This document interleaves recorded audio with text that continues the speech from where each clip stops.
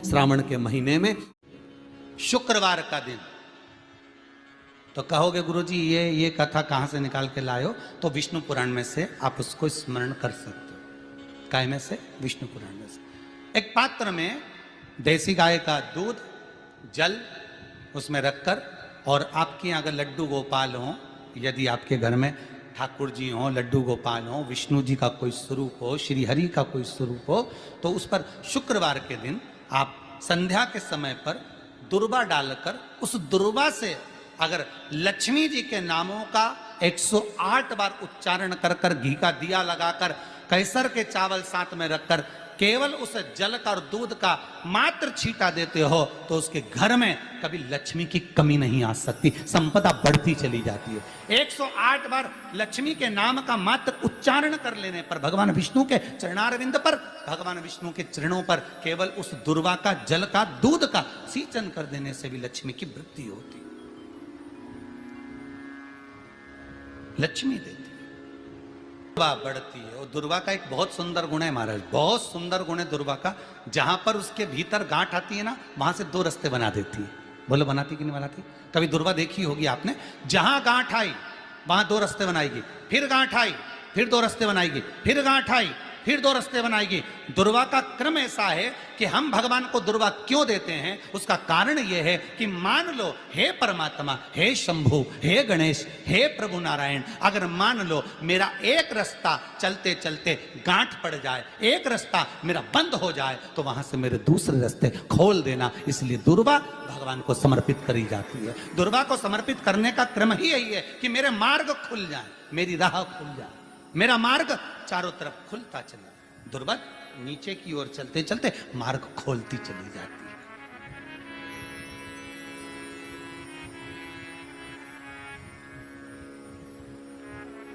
अमृत है ये, इसलिए नष्ट नहीं होती। तोड़ के रख लेना, प्रैक्टिकल करके जरूर देखना, सियोर वाला महाराज कहीं झूठ तो नहीं बोल रही है। तोड़ कर रखो दुर्वा को, बोरी में भर कर रखो। 4 साल, 6 महीने, 8 महीने बाद सूख जाए, बेकार हो जाए, उसके बाद भी उसको खेत में, बगीचे में कहीं ले जाकर पटक देना, 8-15 दिन पानी देना, देखो फिर वापस वही हरि की हरि होना, वही कहीं ना कहीं से स्फुटित होते फिर आगे बढ़ना चालू कर देगी। उसका तत्व है अमृत, वो अमर है, मरती नहीं, फिर चालू हो जाती। शिव कहते हैं यही अमरता है, यही अमरता है कि दुख आया तो मरने की नहीं सोचना है। तकलीफ आई, कष्ट आया, रोग आया, बीमारी आई, थोड़ा सा तकलीफ आ गई, थोड़ी बीमारी आ गई, थोड़ा दुख आ गया, तो ये मत सोचना मैं मरना है। नहीं नहीं नहीं, अभी तो और जीना है। तो किस लिए जीना है? कोई कहेगा इसको कहीं आसक्तियां होंगी, घर की, परिवार की, कुटुंब की, कबीले की, इसलिए जीना चाहती है, इसलिए जीना चाहता। नहीं, आसक्ति एक रखना कि मैं जीना इसलिए चाहता हूं, मैं और जीना चाहती हूं, इसलिए चाहती हूं कि अब मैं भगवान का भजन करना चाहती हूं। अभी तक मैंने परिवार, कुटुंब, कबीले, संसार के लिए करा, अब जितनी जिंदगी दी उस मालिक ने, अब मैं उसका भजन करूं। दुर्वा भगवान विष्णु को चढ़े, दुर्वा गणेश जी को चढ़े, दुर्वा शिव जी को चढ़े, दुर्वा ब्रह्मा को चढ़े, दुर्वा इंद्र को चढ़े, दुर्वा पितरों को चढ़े। कितना सुंदर कहा है। जिसके घर में पितृदोष प्रबल होता है, बहुत प्रबल पितृदोष है, तो उसके घर के जहां पानी का मटका रखा था, पितृदोष मालूम है ना? पितृदोष का लक्षण क्या होता है? 1 रुपए कमाओ, 1.25 रुपए खर्च हो, समझ लेना पितृदोष है। रात्रि को सो गए तुम, बड़े चक नींद आ गई तुमको, बहुत प्रेम से सो गए, सोने के 1.5 घंटे या 2 घंटे बाद तुम्हारी नींद खुल जाए और कम से कम आधे घंटे तक तुमको भूख लग रही हो, समझ लेना पितृदोष है। सोकर उठने के बाद में जैसे ही 1-2 घंटे की नींद हो गई और अचानक नींद खुल गई और तुम्हें भूख लग रही है, भूख लग रही है, प्यास लग रही है बहुत तेज, अभी सोए हो, 1.5 घंटा ही हुआ, 2 घंटा ही हुआ, भूख लगने लगी, बहुत तेज भूख लग रही है, समझ लेना पितृदोष है। पितृ भूखे हैं, भोजन की याचना कर रहे हैं, भोजन की याचना। सोने के बाद तत्काल नींद खुले 2 घंटे के बाद भूख लगे, उसका भी एक समय बताया है महाराज ब्रह्मवर्ता पुराण के अंतर्गत कि रात्रि को सोने के बाद में 1 घंटे की नींद हो जाए और उसके बाद में 2 घंटे के अंदर वापिस नींद खुल जाए और भूख लगने लगे तो समझ लो पितृ भूखे हैं, भोजन मांग रहे, अन्न मांग रहे, पितृ दोष है।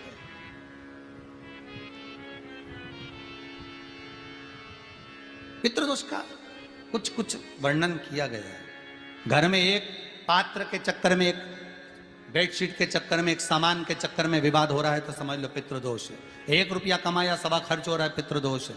घर में एक बीमार, दूसरा फिर बीमार हो गया, तीसरा फिर बीमार हो गया, एक ठीक हुआ, एक बीमार हुआ, पितृदोष है। पितृदोष का भाव, तो उसके लिए करना क्या है? शिव महापुराण की कथा कहती है, सुंदर गणेश जी का चरित्र वर्णन करता है, स्कंद पुराण कहती है, विष्णु पुराण कहती है कि दुर्वा 21 दुर्वा की गांठ बनाकर, 7 गांठ 21 दुर्वा की बनाकर जो अपने पितरों का मटका, मटका मतलब परिंडा, हंडा जो भी पानी का भरते हो, उसके नजदीक में मात्र एक कटोरी में चावल रखकर उसमें अगर दुर्वा रख देता है तो मात्र 5 या 7 दिन में पितृदोष समाप्त होना प्रारंभ हो जाता है। उसके घर में लक्ष्मी की वृद्धि होने लगती है, सुख शांति अपने आप आने लगती है, उसका क्लेश समाप्त हो जाता है। दुर्वा में वो गुण है जो पितृ भी उसका भाग अमृत तत्व प्राप्त करना चाहते,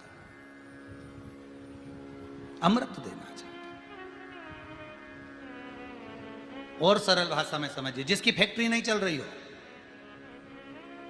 फैक्ट्री में बार बार कुछ तकलीफ आ रही हो, गाड़ियां नहीं चल रही हो, 4 व्हीलर गाड़ियां ले रखी हैं, कभी ट्रक गड़बड़ हो रहा है, कभी ट्रक में ये हो रहा है, कभी गाड़ी में ये हो रहा है, कभी बस में ये हो रहा है, बस एक काम करना है, दुर्वा का थोड़ा सा भाग लेकर पानी के लोटे में उसको डालकर 5 अक्षत के दाने उसको पटक कर उस गाड़ी के अंदर उस कलश को रख दो, बस आधे घंटे के लिए, और उस पानी को चक्के के चारों तरफ डालते डालते जाइए दुर्वा के साथ में, तकलीफ नहीं देगा। फैक्ट्री का भी यही प्रमाण है। दुर्वा में वो अमृत तत्व छुपा है जिसका सुख आनंद दे जाता है, आनंद। शिव पुराण कह रही है महाराज, दुर्वा का एक नाम और है, उसका नाम है अमृत जन्मा। क्या नाम है? अमृत जन्मा। दुर्वा का एक नाम और है। मारवाड़ी लोग इसको ध्रुवी बोलते हैं, ध्रुव बोलते हैं। दुर्वा का वो सुख, शंकर भगवान गौ माता दूध की धार लगाती है, इसलिए दुर्वा का दूध से बड़ा मिलन है, बड़ा आनंद है, बड़ा आनंद, बड़ा सुख है। कोई भी ग्रह अनुकूल नहीं है, सब बेकार चल रहे हो, सब प्रतिकूल चल रहे हो, दूध के पात्र में दुर्वा डाल लो, पीपल के वृक्ष के नीचे चढ़ा कर आओ, राहु केतु शुक्र शनि जो भी गड़बड़ है सब सुधरना चालू हो जाता है। दुर्वा का वो सुख। जिस नदी में स्नान करो, तीर्थ में जाकर उस नदी के पास में कोई बगीचा लगा हो, वहां की दुर्वा को तोड़कर स्नान करते समय नदी में मात्र विसर्जन कर देने पर पितरों को पिंड पहुंच जाता है। मात्र उस दुर्वा का विसर्जन कर देने पर पितरों को पिंड का भाग मिल जाता है। अभी ना तो तुम्हारे पास में आटा है, ना तुम्हारे पास में चावल है, ना तुम्हारे पास में पिंड है, ना कोई तुम्हें संकल्प छुड़ा रहा है, ना कोई तुम्हारे पास में वस्तु है, उसके बाद भी पितरों को भाग मिल रहा है। काय से? केवल एक दुर्वा के तत्व से। स्नान करने से पहले पवित्र नदी में, गंगा यमुना नर्मदा सरयू आदि किसी पवित्र नदी में आप स्नान कर रहे हो, वहां के बगीचे में घूमकर आप जाते तो हो, पैदल ही नहाने जाते हो, तो घाट के आसपास में कोई बगीचा, वहां की दुर्वा तोड़ ली, एक दुर्वा नहाने से पहले अपने पूर्वजों पितरों के नाम से नदी में छोड़ दी। फूल तो छोड़ते ही हो, दिया भी छोड़ते हो, बस एक ही चीज नहीं छोड़ते, वो दुर्वा, और वो ही काम की, वही काम की। तुम कुछ छोड़ो ना छोड़ो, एक दुर्वा का भाग छोड़ दिया, वो पितरों के लिए सुख प्रदान करने वाला। शिव पुराण कह रही है महाराज, देवताओं को अमृत कितनी बार मिला? 1 बार। दुर्वा को अमृत कितनी बार मिला? जम के बोलिए, 5 बार। कार्य सिद्धि के लिए 5 दुर्वा गणेश जी को चढ़ाई जाती है, आज भी नियम।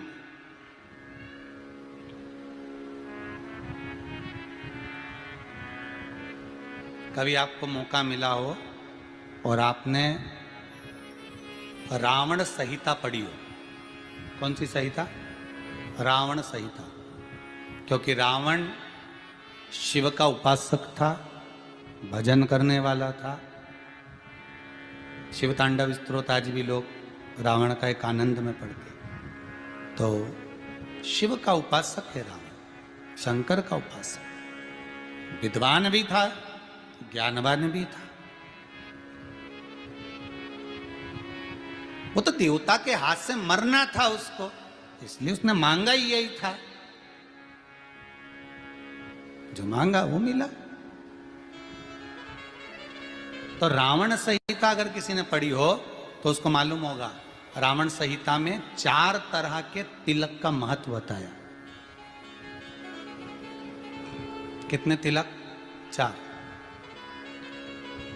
उन 4 तिलक में सर्वश्रेष्ठ तिलक रावण बताता है। एक तिलक सर्वश्रेष्ठ है, वो है दुर्वा। जो दुर्वा होती है, उस दुर्वा को जलाकर उसकी भस्म तैयार कर कर उसमें गाय का श्वेत गाय, कौन सी गाय? सफेद।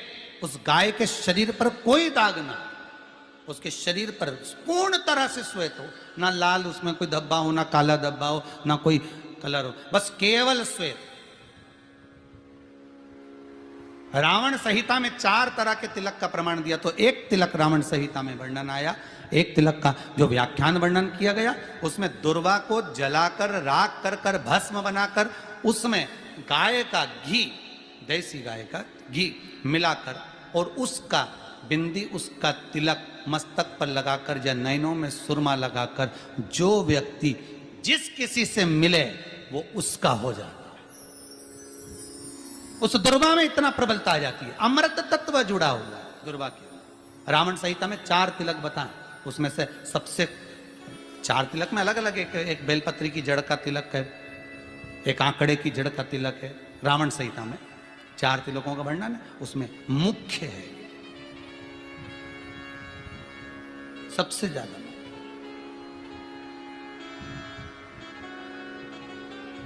हम तो कहेंगे, अगर मान लो वैसे तो नौकरी करने जाओ, सर्विस करने जाओ तो आंख में काजल लगा कर जा नहीं सकते, नहीं तो लोग ही कह देंगे कहाँ से आया है। मालूम पड़े तुम नौकरी के लिए इंटरव्यू देने जाओ और आंखों में काजल लगा के चले जाओ, तो फिर भी एक प्रयास करना, फिर भी एक प्रयास करना। उस दुर्वा का जो काजल बनाओ, मूछे हो, दाढ़ी हो, कहीं कहीं पर भी उसकी एक बिंदी लगा कर चले जाओ, वो असर करेगी और आपको वो जॉब मिल ही जाएगा, ये पक्का है। उसमें आकर्षण होता। दुर्वा आकर्षण का केंद्र करती है। आपको कभी आपके नयनों में दर्द हो रहा हो, जलन हो रही हो, तो आप दुर्वा, हरी भरी जहाँ दुर्वा हो वहां थोड़ी देर चलने का प्रयास करिएगा, आपके नेत्रों का विकार समाप्त हो जाएगा। दुर्वा में वो एक सुख है, वो अमृत छुपा हुआ, और एक बार का अमृत नहीं, 5 बार का अमृत दुर्वा के अंतर्गत।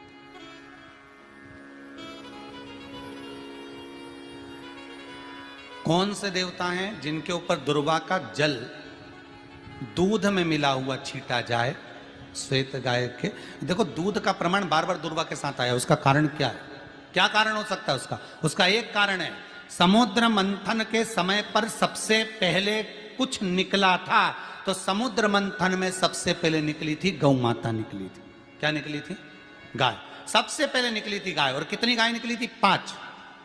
पहली नंदा, दूसरी सुभद्रा, तीसरी सुरभि, चौथी सुशीला, 5वीं बहुला। ये 5 गाय समुद्र मंथन में निकली। अब समुद्र मंथन में जब गौ माता निकली तो सारे 33 कोटि देवता मंथन में जो लगे हुए थे, उन मंथन को करते करते देवता थक चुके थे। सारे देवता थक चुके थे। बहुला सुरभि और सुशीला से बोली, सुभद्रा से बोली, नंदा से बोली, अपना काम है, एक काम करो, अपन आप रूप दूध की धार बहाना प्रारंभ करो। अपने आप दूध की धार हम मृत्यु लोक में हम भेजें इन देवताओं के लिए, तो देवताओं को अमृत तत्व मिलेगा, आनंद होगा।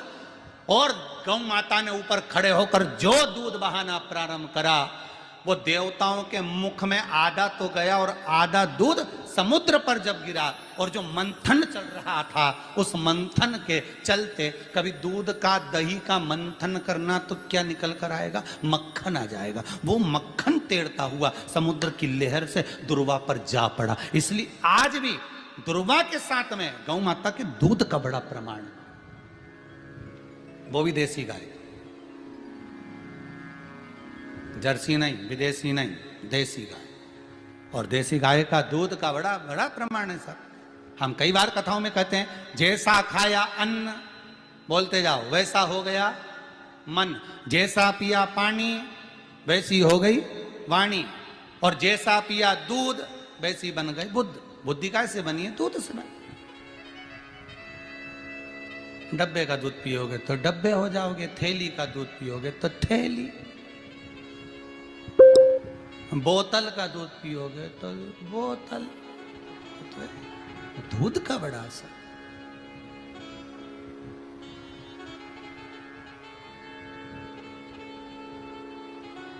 गौ माता के दूध का पान। कहा एक पात्र में जल और दूध ले लीजिए, शुक्रवार का दिन। तो कहोगे गुरुजी ये कथा कहां से निकाल के लाए हो? तो विष्णु पुराण में से आप उसको स्मरण कर सकते हो। काय में से? विष्णु पुराण में से। एक पात्र में देसी गाय का दूध, जल उसमें रखकर, और आपके यहाँ अगर लड्डू गोपाल हो, यदि आपके घर में ठाकुर जी हो, लड्डू गोपाल हो, विष्णु जी का कोई स्वरूप हो, श्री हरि का कोई स्वरूप हो, तो उस पर शुक्रवार के दिन आप संध्या के समय पर दुर्वा डालकर, उस दुर्वा से अगर लक्ष्मी जी के नामों का 108 बार उच्चारण कर कर, घी का दिया लगाकर, कैसर के चावल साथ में रखकर, केवल उस जल का और दूध का मात्र छींटा देते हो, तो उसके घर में कभी लक्ष्मी की कमी नहीं आ सकती, संपदा बढ़ती चली जाती है। 108 बार लक्ष्मी के नाम का मात्र उच्चारण कर लेने पर, भगवान विष्णु के चरणारविंद पर, भगवान विष्णु के चरणों पर केवल उस दुर्वा का, जल का, दूध का सींचन कर देने से भी लक्ष्मी की वृद्धि होती है। जैसे व्यक्ति का कोई काम नहीं हो रहा हो, बहुत दिन से लगे, बहुत समय से लगे, ये काम हो ही नहीं रहा, तो शंकर जी का नाम को उल्टा कर कर जपना चालू कर दो। नमः शिवाय ओम।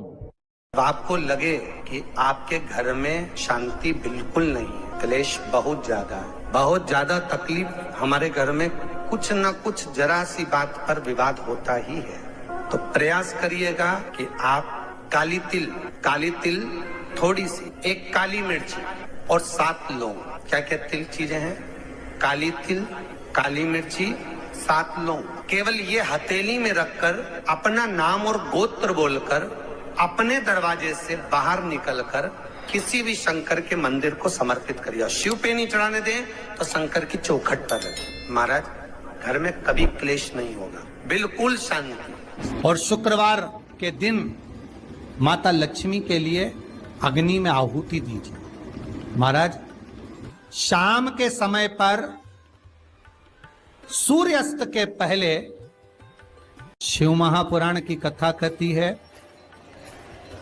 अग्नि पुराण कहती है, नर्मदा पुराण कहती है, लिंग पुराण कहती है कि बेलपत्री के वृक्ष के नीचे तो नीचे वो भी जाने दो, यहां तक वर्णन किया शिव महापुराण में तो कि बेलपत्री का जो फल होता है ना,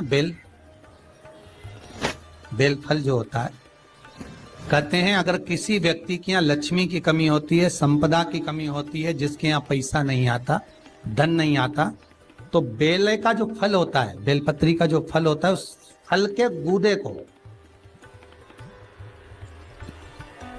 बेलपत्री के फल का गुर्दा निकाल लो, सुखा लो, गाय के घी में उसको डुबो लो, और शुक्रवार के दिन माता लक्ष्मी के लिए अग्नि में आहुति दीजिए। महाराज, शाम के समय पर सूर्यास्त के पहले ये जो आहुतियां हम बेले के गुर्दे के फल की गाय के घी में डुबोकर माता लक्ष्मी और भगवान विष्णु के नाम से देते हैं महाराज।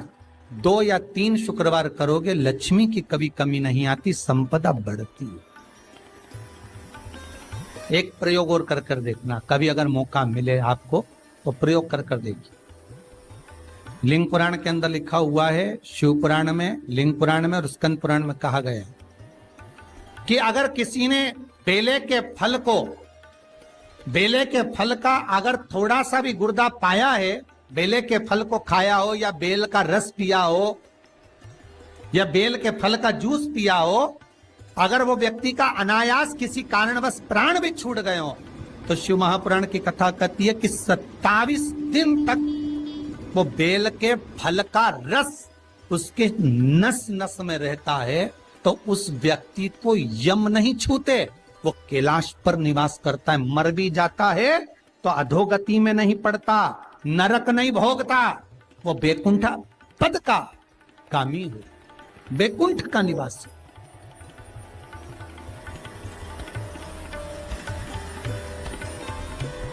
बैकुंठ का निवास।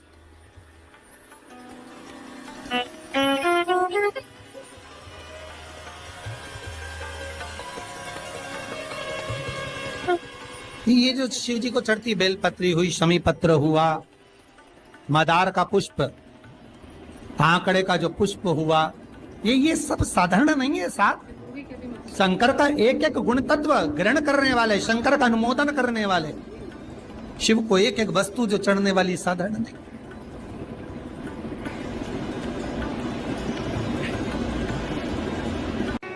जिसके घर में संपदा की कमी होती है, जिसके घर में कर्जा बढ़ जाता है, लक्ष्मी नहीं आती, बहुत टेंशन की जिंदगी जीता है मनुष्य, व्यापार चल नहीं रहा, बहुत तकलीफ का जीवन चल रहा होता है, तो आज भी नियम है महाराज कि सोमवार, शुक्रवार, ये 2 वार ऐसे हैं, इन 2 वार को यदि कटोरी में थोड़ा सा शहद रखकर, मधु रखकर यदि लक्ष्मी जी का स्मरण किया जाए और माता लक्ष्मी जी का स्मरण कर कर एक लाल पुष्प उस कटोरी के सम्मुख में माता लक्ष्मी का नाम लेकर रखा जाए और बाद में वही शहद, वही मधु और वही पुष्प सोमवार का दिन और शुक्रवार के दिन लक्ष्मी का पूजन कर कर, स्मरण कर कर, दूसरे दिन शुक्रवार के दिन पूजन करें, शनिवार के दिन उस मधु का, उस पुष्प का विसर्जन करें, सोमवार के दिन पूजन करें लक्ष्मी जी का स्मरण कर कर, और मंगलवार के दिन अगर विसर्जन करें, 5 या 7 सोमवार या शुक्रवार को यदि आप मधु का भोग लक्ष्मी जी को लगाना प्रारंभ कर दें, शिव का नाम स्मरण कर कर, तो उसके घर में कभी संपदा की कमी नहीं होती, लक्ष्मी उस संपदा को बढ़ाती। महाराज, हम तो आपसे निवेदन पहले भी करे, आज फिर करते। मान लो आपको ऐसा लगता है कि घर में बीमारियां ज्यादा घेर रही है, तो एक बेल का टुकड़ा, बेले का फल का एक टुकड़ा अपने ही घर में कहीं पर भी कटोरी में रख दीजिए, शिव का स्मरण, सुख प्रदान करेगा। अगर थोड़ा बहुत रोग आ भी गया निकल जाएगा, और बड़ी बीमारी में कोई फंस नहीं पाएगा, ज्यादा जनहानि नहीं होगी, तकलीफ नहीं भोग पाओ। शिव को प्रिय। फिर वही स्कंद पुराण का संवाद आगे। बेल पत्री के वृक्ष की जो जड़ होती है, उस जड़ के अंदर 33 कोटि देवताओं का निवास होता है। 68 करोड़ तीर्थ बेलपत्री के पेड़ के नीचे रहते हैं। 68 करोड़ तीर्थ मात्र बेलपत्री की छांव में, बेलपत्री के नीचे विराजमान होते हैं।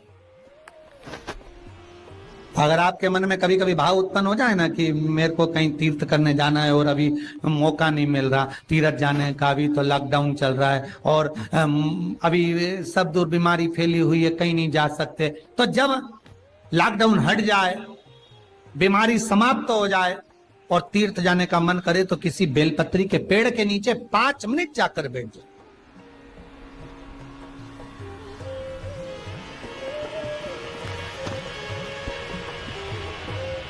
और जप लो, श्री शिवाय नमस्तुभ्यम। जितने बैठे हो टीवी के सामने प्रेम से बोलो, श्री शिवाय नमस्तुभ्यम। जितने टीवी के सामने बैठे बार फिर से बोलो, श्री, साथ में बोलो, आगे आगे नहीं, श्री शिवाय नमस्तुभ्यम।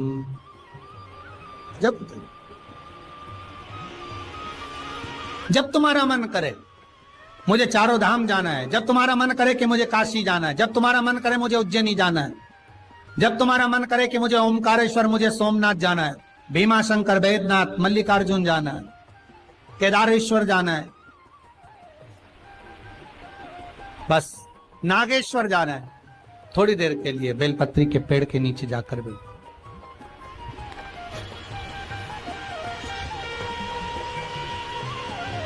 68,000 तीर्थ सब बेलपत्री के वृक्ष के नीचे विराजे। जहां पर देवराज के प्राण छूटे वहां बेलपत्री का पौधा है, बेलपत्री का वृक्ष है।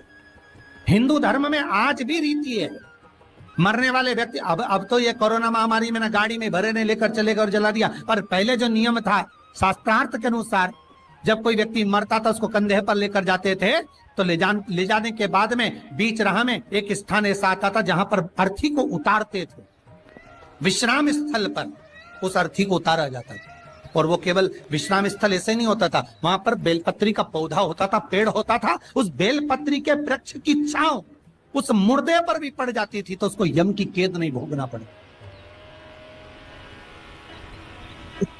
उसको यम की कैद, यम की त्राण नहीं भोगना पड़े।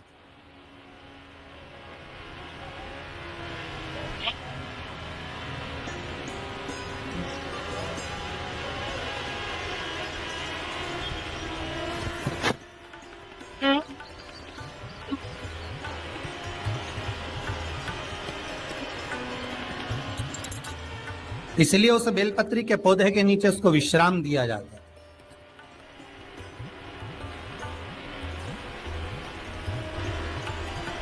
बेलपत्री के पौधे के नीचे उसको विश्राम दी गई। जब शिव कह रहे हैं, देवराज तेरे प्राण छूटे, मना नहीं है तेरे प्राण छूटे, पर तेरे प्राण जहां छूटे वो बेलपत्री का वृक्ष था।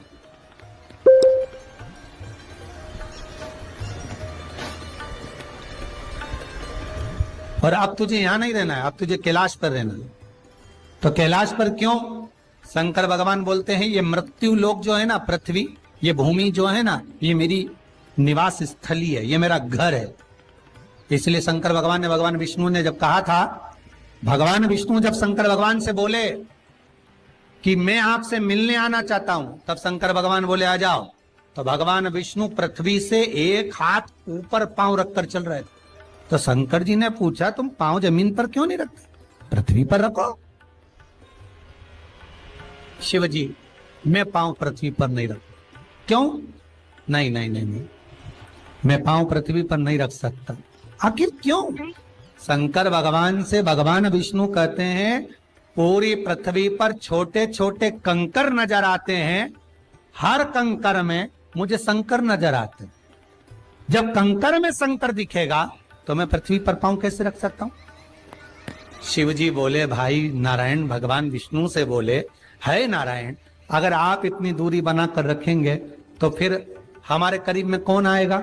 हम चाहते हैं कि आप हमसे मिलकर रहें, हम आपसे एक क्षण की दूरी सहन नहीं कर सकते।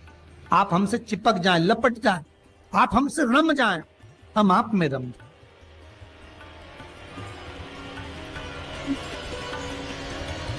कुछ ऐसा कर दो, शंकर जी कह रहे हैं नारायण कुछ ऐसा कर दो कि शंकर नारायण से दूर नहीं रहे, नारायण शंकर से दूर नहीं रहे, ऐसा कुछ कर दिया जाए। तब भगवान शिव ने भगवान विष्णु से कहा एक काम हो सकता है कि आप सांप बन जाओ। भगवान विष्णु ने पूछा मैं सांप बन जाऊं क्यों? शंकर भगवान कहते हैं सांप बन जाओगे तो मैं गले में आपको डाल कर रखूंगा, आप मुझसे चिपके रहोगे, मैं आपसे चिपका रहूंगा, आप मुझसे लगे रहेंगे, मैं आपसे लगा रहूंगा, दूरी नहीं रहेगी एक क्षण की भी। और भगवान विष्णु सर्प बन गए, भगवान विष्णु सांप बन गए। सांप बने भगवान शंकर ने, भगवान विष्णु जब सर्प बने और सर्प बनकर भगवान शंकर ने अपने गले में भगवान विष्णु को धारण कर लिया। आज भी शंकर भगवान के गले में जो सांप पड़ा हुआ है वो सांप केवल सर्प नहीं है, वो भगवान विष्णु का ही एक अवतार।